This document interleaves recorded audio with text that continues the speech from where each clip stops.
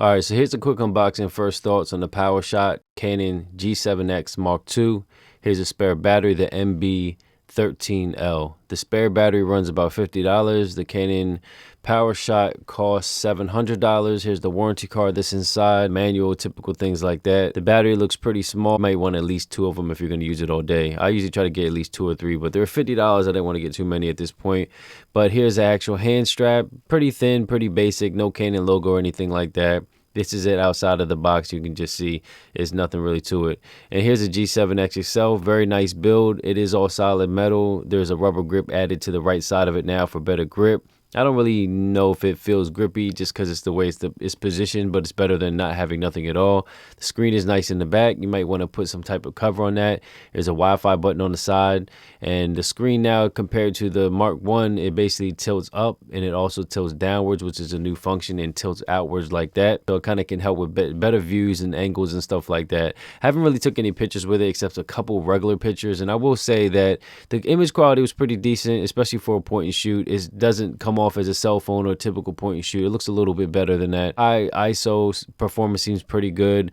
Vlogging, there's the flash on the side. You hit that little trigger, the little button, and it pops up. The selfie screen is nice. You can touch the focus. Some people say that the autofocus is a little bit slow. Now this is just pretty much out the box, and it's on auto settings, and it seems to be decent. I don't expect it to be too fast, because when it's too fast it seems a little unnatural anyway, and you can register faces and stuff like that, or touch the focus to switch the focus and point. Now this button right here, you can make the jog dial here, or it looks like an aperture ring pretty much, to zoom, or I believe you can set it to something different if you like. You can make it click, or you can make it actually turn smoothly.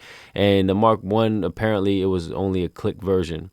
So this is the camera up close. It's a 1.8 to 2.8 aperture lens, and the widest angle equivalent for 35mm is a 24mm, and it is a 20.1 megapixel camera that shoots RAW, 60 frames per second, HD video, 23.98, and NTSC and PAL. Selfie and vlogging type of atmosphere seems like the go-to camera. There are other options that may have higher frame rates or slow motion and maybe 4K and stuff like that, but I look at this as a functional tool. It's great for what it's made for, and if you also want a travel carry-on camera instead of carrying a DSLR, I think it's a great companion as well. If this was helpful at all, please hit like and subscribe, or visit www.howtoandreviews.com. Till next time.